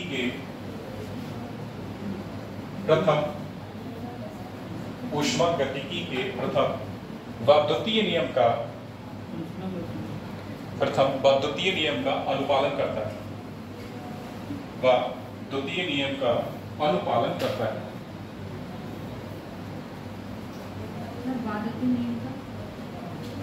द्वितीय नियम का अनुपालन करता है। प्रथम व द्वितीय नियम का अनुपालन करता है। अब इसमें अगर किसी को लिखना है प्रथम नियम क्या है, तो वो भी लिख सकता है कि प्रथम नियम क्या कहता है, ऊर्जा ना तो क्रिएट की जा सकती है और ना ही खत्म की जा सकती है, बल्कि क्या होता है एक फॉर्म से दूसरे फॉर्म में बदली जाती है। ठीक है। और दूसरा नियम क्या कहता है कि कोई भी एनर्जी ट्रांसफॉर्मेशन अपने आप में 100% यानी 100% सक्षम नहीं होता है। क्यों नहीं होता है? क्योंकि जाहिर सी बात है ऊष्मा वहाँ पे ऊर्जा जो है ऊष्मा के रूप में निर्मुक्त हो जाती है। इसीलिए कोई भी एनर्जी ट्रांसफॉर्मेशन या एनर्जी का स्थानांतरण 100% सक्षम नहीं। ठीक, तो ये दो नियम है। इतना समझा गया?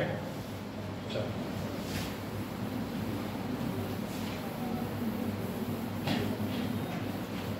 ट्रॉफिक लेवल किसे कहते हैं? ये पॉइंट बना के लिख लो, ट्रॉफिक लेवल।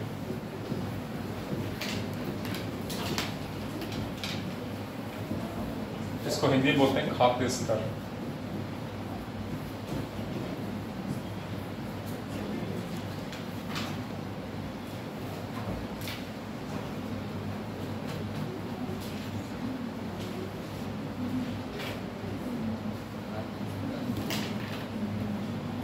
खाद्य श्रृंखला में पाए जाने वाले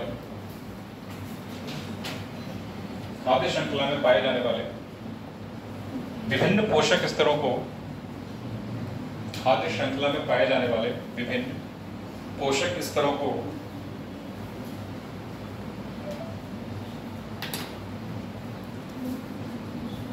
ट्रॉफिक लेवल कहा जाता है।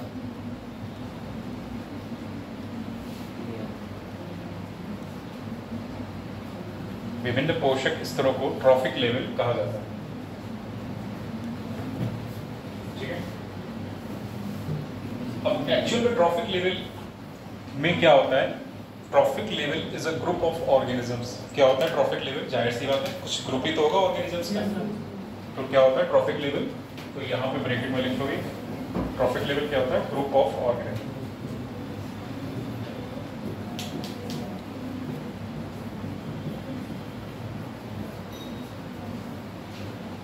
ट्रॉफिक लेवल क्या होता है? ग्रुप ऑफ ऑर्गेनिज्म होता है। जाहिर सी बात है अगर हम पौधों की बात करें, घास की बात करें, तो वो भी क्या एक प्रकार का ऑर्गेनिज्म ही तो है। जब घास को खाने वाला आएगा, सपोज अगर खरगोश खा रहा है, तो वो भी क्या है? एक ट्रॉफिक लेवल है, जो कि क्या है? एक ऑर्गेनिज्म है। अगला ट्रॉफिक लेवल जो आएगा वो लोमड़ी है, जो कि क्या है? एक ऑर्गेनिज्म है। तो ट्रॉफिक लेवल क्या होता है? ग्रुप ऑफ ऑर्गेनिज्म जो होता है। ठीक है। तो ये बात थोड़ा सा और याद रखें। हेडिंग डालो, खाद्य श्रृंखला।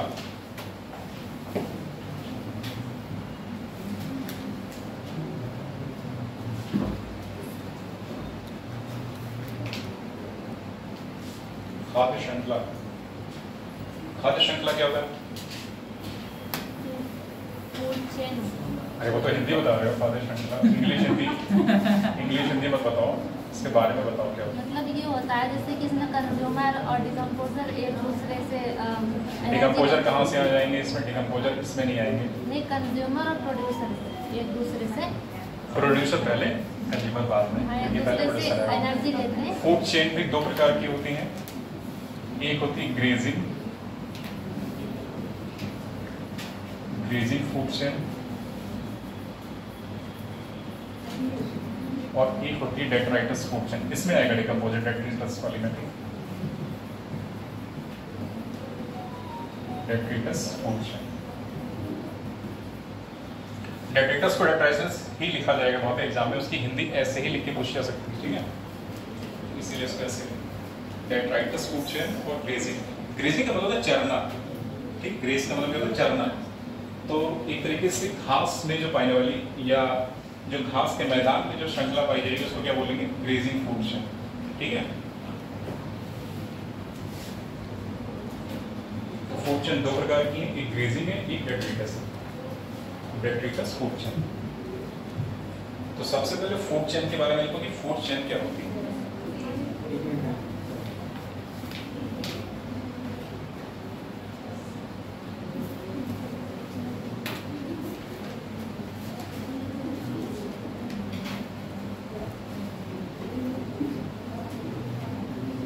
ठीक है, ठीक है।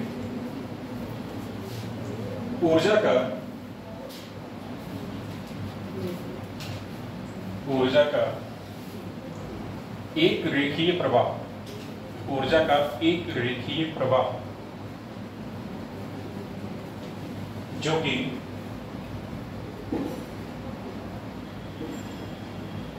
कि निम्न खाद्य स्तर से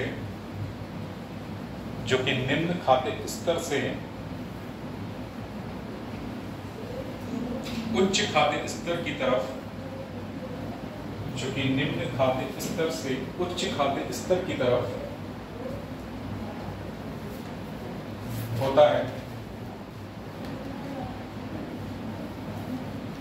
खाद्य श्रृंखला कहलाती है, खाद्य श्रृंखला कहलाती है।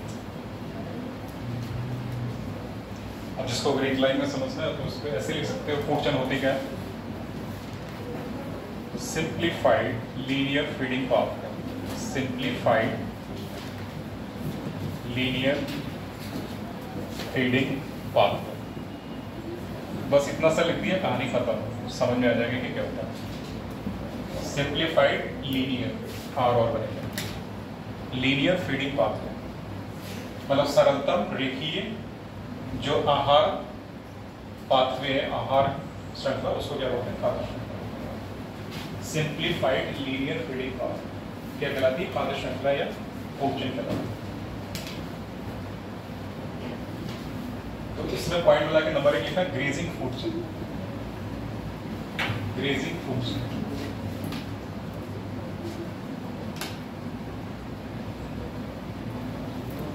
ग्रेजिंग फूड चेन, ग्रेजिंग मतलब जो घास के मैदान में पाई जाने वाली श्रृंखला है, आहार श्रृंखला, उसको क्या बोलते हैं, ग्रेजिंग फूड चेन, ठीक है, घास के मैदान। तो इसमें कुछ बातें पॉइंट्स के तौर पे इस्तेमाल करो। इसका सोर्स ऑफ एनर्जी क्या होगा, यहाँ पे पॉइंट के फॉर्म में लिखना चाहिए। अगर हम ग्रेजिंग फूड चेन की बात करें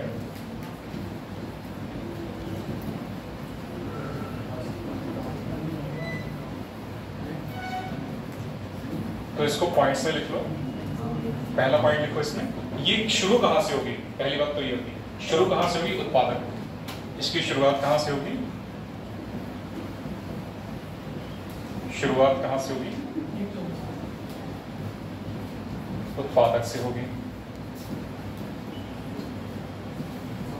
यानी कि प्रोड्यूसर से होगी, ठीक है। नंबर 2, ऊर्जा का स्रोत क्या होगा इसका,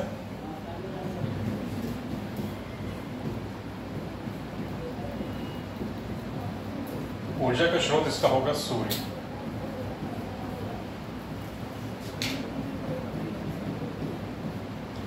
द्वितीयक खाद्य स्तर क्या होगा इसका, सेकेंडरी जो ट्रॉफिक लेवल है वो क्या होगा,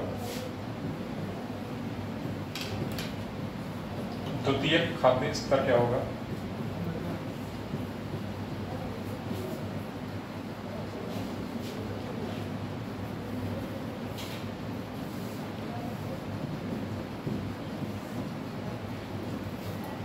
हर्बीवोर शाकाहारी।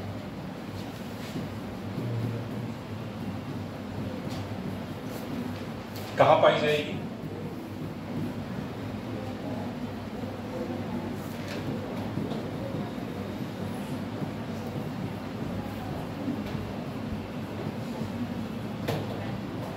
इसमें लिखो green belt of ecosystem, green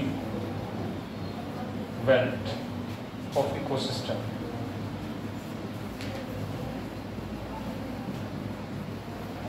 ठीक है, तो 4 बातें इसमें इंपॉर्टेंट की लिखना।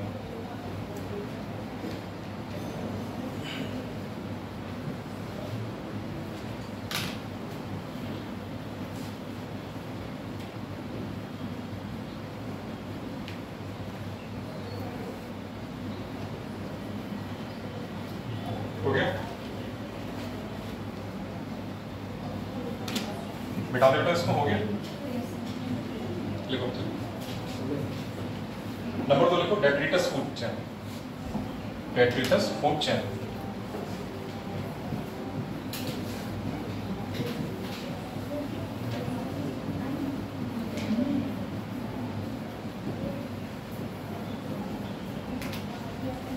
इसकी शुरुआत कहां से होगी?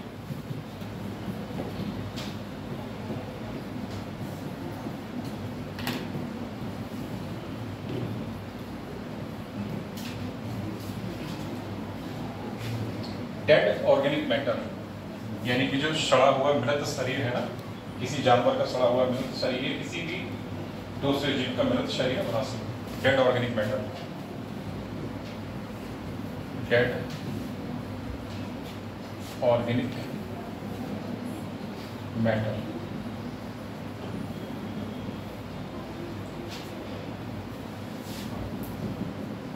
ऊर्जा का स्रोत क्या होगा?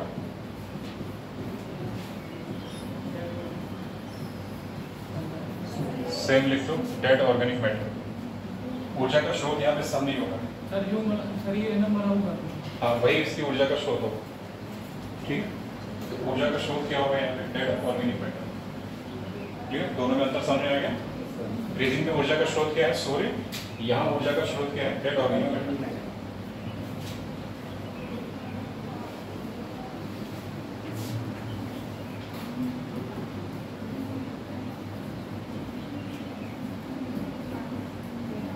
द्वितीय पोषक स्तर यहाँ पे क्या आएगा?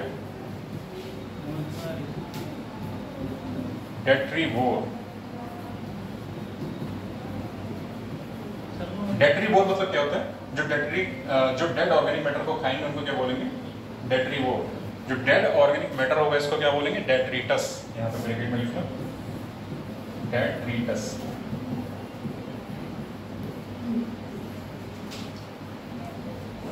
जो डेड ऑर्गेनिक मैटर होगा उसको क्या बोलेंगे? डेट्राइटस या डेट्रीटस। और डेट्रीटस को खाने वाले को क्या बोलेंगे? डेट्रीवोर। और इसमें जो ग्रुप ऑफ ऑर्गेनिज्म होगा उसमें क्या क्या आ जाएंगे? अपघटक आ जाएंगे यहाँ पे। फॉर एग्जांपल अपघटक आ जाएंगे या डिकम्पोजर। ठीक है, और कहाँ पाई जाएगी?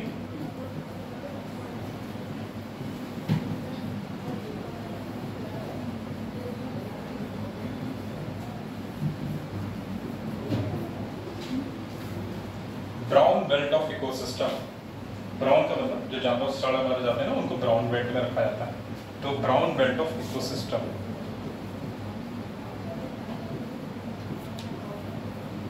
ब्राउन बेल्ट ऑफ इकोसिस्टम यहाँ पे है।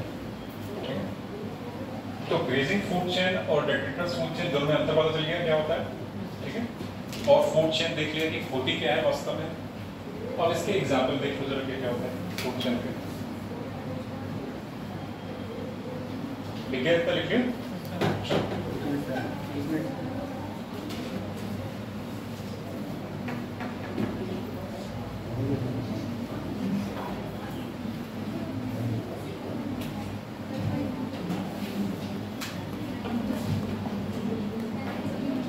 जरा आप लोग सोच के बताओ कि अगर हम ग्रेजिंग फूड चेन की बात करें तो यहाँ पे उत्पादक क्या क्या होगा? चलो यहाँ पे लिखो, ऐसे लिखना है, ट्रॉफिक लेवल।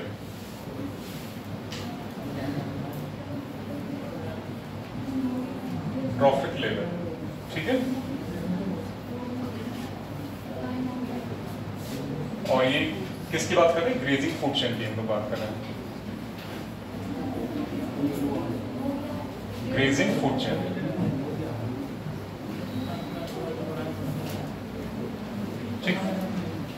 तो ग्रेजिंग फूड चेन में जो प्रोड्यूसर यानी उत्पादक होगा, जिसको क्या बोलेंगे, ऑटोट्रॉफ भी बोल सकते हैं, या जिसको ट्रांसड्यूसर भी बोल सकते हैं। ठीक है,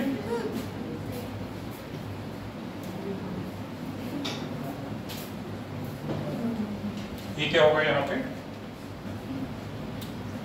ये होगा बेटा हरे पौधे यानी कि ग्रासेस एंड हर्ब्स।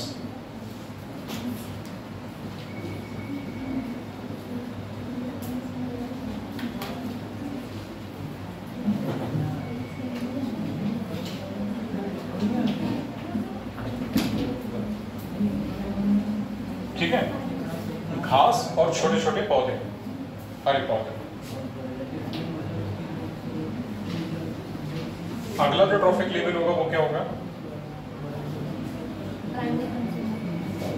ठीक है, कंज्यूमर यानी कि प्राइमरी कंज्यूमर।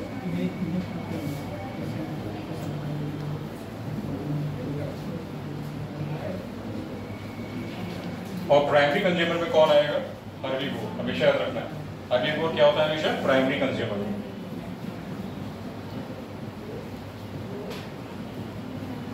हर्बीवोर हमारा क्या होगा, प्राइमरी कंज्यूमर।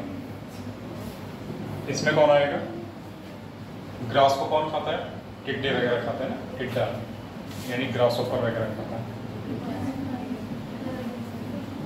टिड्डा।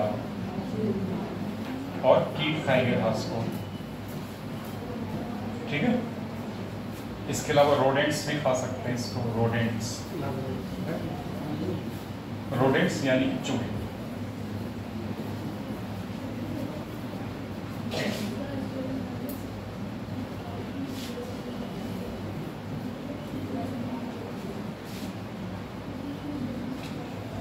अगला ट्रॉफिक लेवल आएगा वो कहलाएगा प्राइमरी कार्निवोर।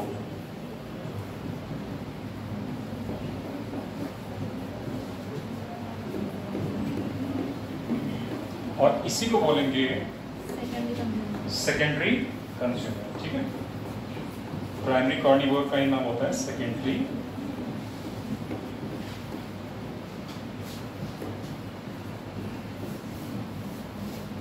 कंज्यूमर।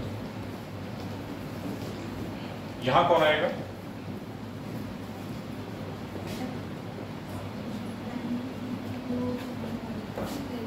यहाँ पे खरगोश भी आ जाएगा। ठीक है, आगे जितना हिरन भी, खरगोश भी, जितना बढ़ते जाओगे हर्बीवोर में सब आ जाएगा। हाँ, सब आ जाएगा, खरगोश, बकरी, हिरन यहाँ पे आ जाएगा। टिड्डे की बात करें तो टिड्डे को कौन खाएगा, मेढक।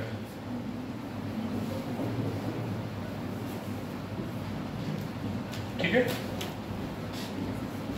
सांप भी इसको खा सकता है। ठीक है, अक्सर देखा होगा कि कीट वगैरह को, छोटे छोटे इन सबको खा लेते हैं सांप। सांप को भी यहाँ रख सकते हैं। हालांकि मेढक को मेढक किसे सांप मेढक को खाता है। ठीक है, लेकिन हम चूंकि यहाँ पे अगर जनरली बात करें तो इन कीटों को भी कभी कभी सांप खाता है, देखा होगा छोटे। हाँ, चूहे को सांप खाता है, तभी तो हमने यहाँ रखे उसके चूहे को सांप। ठीक है, तो इसको एरो यहाँ पे लगा दो। अगला यहाँ पे लिखो बेटा सेकेंडरी कंज्यूमर, सेकेंडरी कार्निवोर। यहाँ लिखो सेकेंडरी कार्निवोर, मेरे पास जगह नहीं है, लिखो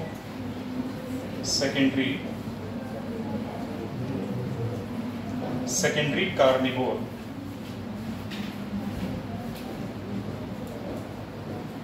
ठीक है, सेकेंडरी कार्निवोर। और सेकेंडरी कार्निवोर के ब्रैकेट में लिखोगे टर्शियरी कंज्यूमर। ठीक है, सेकेंडरी कार्निवोर के ब्रैकेट में लिखो टर्शियरी कंज्यूमर। सेकेंडरी कार्निवोर, फिर उसको ब्रैकेट में लिखो टर्शियरी कंज्यूमर। इसमें कौन आएगा, ईगल, हॉक। ठीक है, ईगल,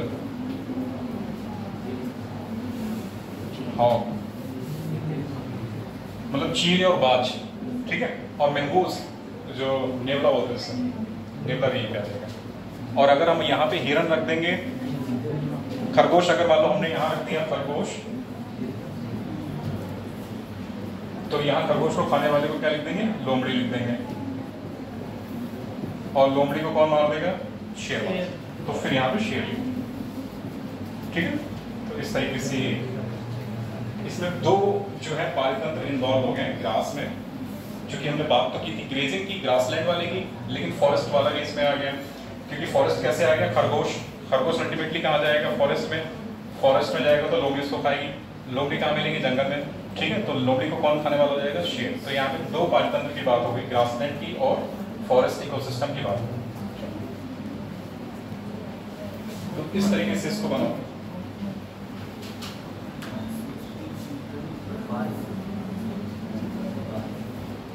ये बात समझ में आ गई, कौन किसको खा रहा है और एनर्जी का फ्लो कैसे होगा। बिठा दे इसको।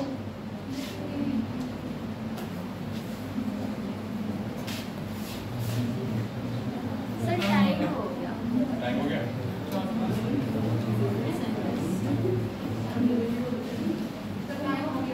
हाँ देख लिया बेटा, देख लिया, पढ़ के बोर हो गया। नहीं सर,